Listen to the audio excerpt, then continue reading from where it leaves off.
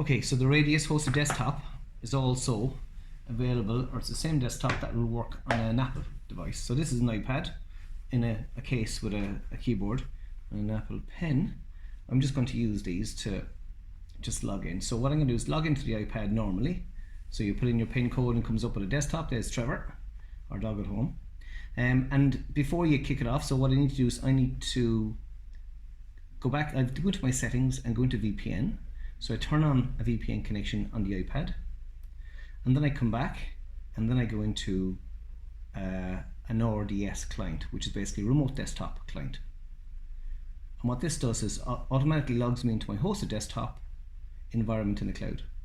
So what this is this is your conventional Microsoft environment with your Word, Excel, Outlook, Sage applications, whatever else you want to use.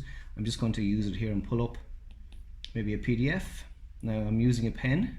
What you'll find is with the you can use your finger, same as any other iPad, but with your fingers and so on and so forth, it's quite hard. So you can see the images are quite small because the screen size is quite small. So it's fine for viewing documents, spreadsheets and information like that, but even putting them in. So if you were to put information into this document now, you'd have to bring up the keyboard as part of the device itself, and then you'd have to start typing on the screen, which becomes again a bit laborious and time consuming. So iPads and tablets like this are ideal for viewing and taking basic notes, but not actually working as a production machine on them.